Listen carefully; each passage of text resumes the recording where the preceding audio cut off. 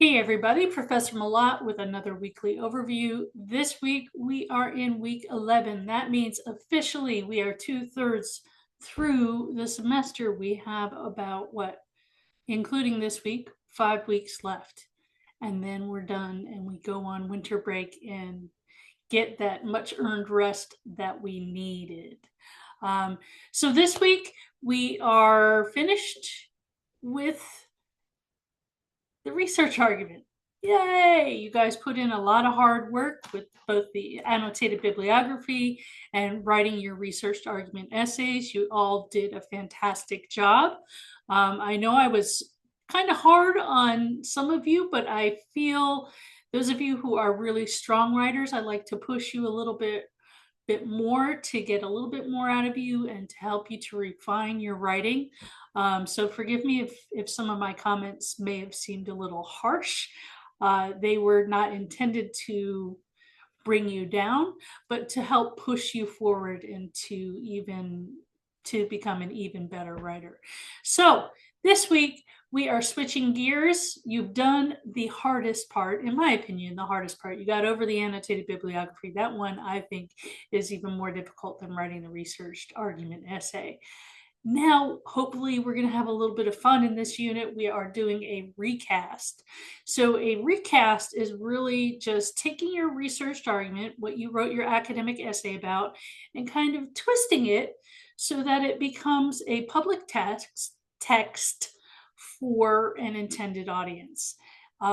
So, it's really kind of a free form thing. You get to choose who you want to direct your research towards.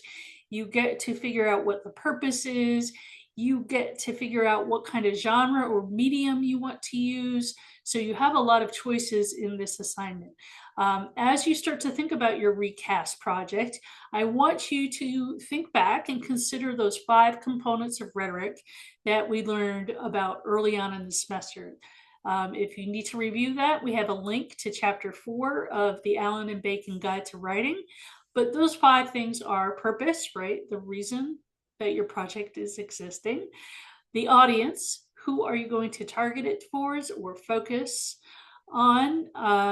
The tone, so things like word choice, your voice, the style, the genre, other words, format or medium, and of course, the context, that is your message. So you should also think about how you can most effectively convey your message through using the rhetorical appeals. Remember, we have logos, pathos, and or ethos. So if you need to review those, chapters 5 and chapter 20 in the text can give you a really good overview, especially on writing for a public digital audience. So with this project, you're going to take what's called a multimodal approach. And in the readings, there is a link to a module. I think it's the University of Mississippi Rhet Lab. We haven't really looked at a lot of these modules, but these are great modules to help you understand this concept of multimodality. So it's similar to our Canvas modules. You can click through the module by clicking next at the bottom of each page.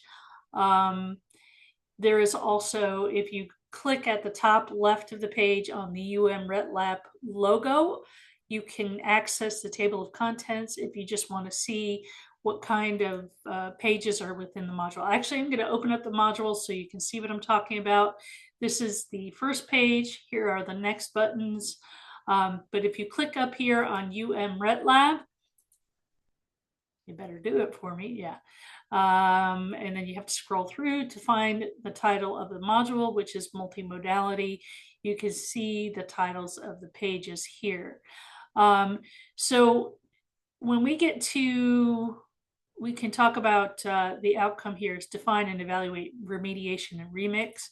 Remediation and remix, recasting, it's essentially just switching up the genre, right? To repurpose the information that you research. So this will be a really good page for you to take a look at, to see different examples of remediation or remix. And then again, if you click through next, how to do proper attribution, right? Credit given to the creators. This is especially important when you're dealing with things like copyright. So, and we'll be doing some more work towards that in the coming weeks. But that's a really good resource, the multimodality module. There is also another type of module on visual arguments. This is from Libre Learning, no, Lumen Learning. So you can look through these various things, photos and illustrations, visual elements, and visualizing data. So check those out if you will. They'll help you as you approach this week's assignments. So the assignments for this week, we have creating public and multimodal texts. This is the discussion board for this week. So your initial post is due Sunday, November 10th, with your follow-up response on November 13th, the following Wednesday. So let's see. Choose a third to answer in your post. So you don't have to answer all of these questions, but at least the first two. Then choose the third question to answer in your post, and then respond to 2 peers by Wednesday, November 13th. And this is just asking you, it's kind of a preliminary thing to see what sorts of things you're thinking about, what sort of audience you want to reach, what kind of genres you might think will be effective to reach that audience, and then any of the other questions that you'd like to take a look at regarding public writing. And then the second one, this is called Final Recast and Rationale, Recast Plans and Rationale. So I would like you to write probably 1.5 to 2 pages. If you get to 3 pages, that's fine, but don't stress over it. Aim for about 2 pages. Write a rationale in which you reflect on the choices that are going into your recast and discuss the way your argument is growing or changing in light of these topics. So things I want you to include are the project's purpose, right? I need to know why you're doing what you're doing. You need to know it too. When you're clear on why, the doing becomes that much more enjoyable, hopefully.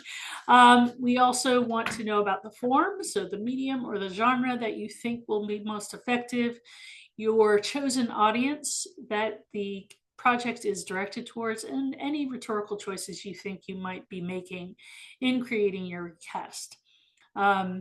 So this, initially, I used to have this assignment for students kind of as a reflection on what they did in the recast, but I am thinking of using it as a preliminary to kind of push you in the right direction, to get you thinking about the recast before you actually do it.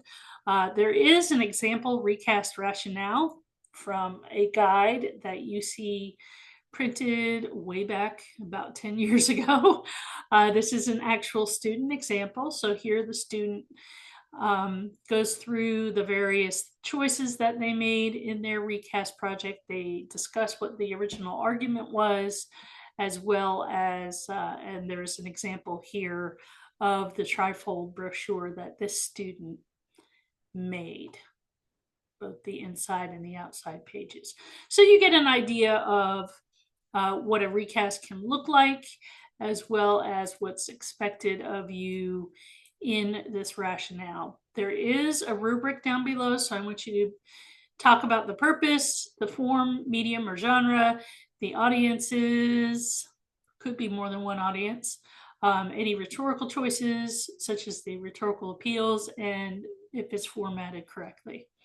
Okay, and that's for 10 points. That's the second assignment. This one is a little bit more important than the discussion board. Not that I'm saying to choose between one or the other. Of course, I want you to do all the work that's assigned. There are readings that will help you. We have one here called Thinking Critically About Document Design, Visual Rhetoric, and Multimodal Messages.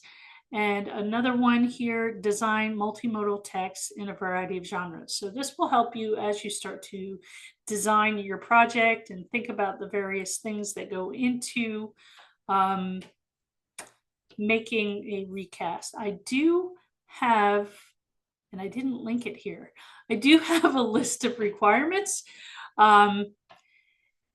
essentially a rubric for the various genres that you could possibly do. I don't think I put that up here. Silly me. So I will make sure to link that. It will be here in the readings section so that you understand a little bit more some of the requirements before you say, oh yes, I want to do a PowerPoint presentation because that's super easy. No, it's not. Take it from somebody who's made plenty of PowerPoints, and a lot of them are really boring because I don't like PowerPoints. Not that my dislike of PowerPoint should sway you in any way. It should not. If you know how to make a really good and interesting PowerPoint, that is fantastic. If that's your wheelhouse, definitely go for it. But don't think that making a PowerPoint is any easier than creating a brochure or something like that. Okay, they all take different forms. So one thing, I'm going to let you go and jump ahead. If you can, all of the rest of the modules are unlocked.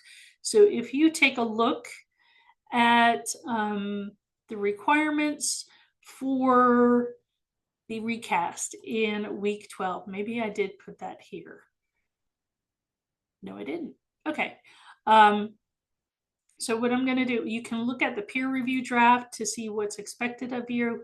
Here is a selection of different things that you can do as far as writing up or presenting the project. There are various options for that. And I will make sure to get that document up for you. The due date down here is incorrect. So I will correct things as I take a look at them. Okay, so that is all. That's the week 12. That's a week ahead, right? So if you want to jump ahead and take a look at the recast plan, not recast plans, the recast project peer review draft to see what we're dealing with, you most definitely can do that since all of the rest of the modules are now unlocked. But this week we just have creating public multimodal text, the discussion board, as well as pinning down what your plans are for the recast and providing a rationale, right? Making an argument for your recast project. I want you all to have fun with this. I want you to, it's a little bit more of a relaxed assignment, but I think it allows you to use some skills that will absolutely transfer over into your careers. Using different types of software to make different types of documents and presentations and visual aids.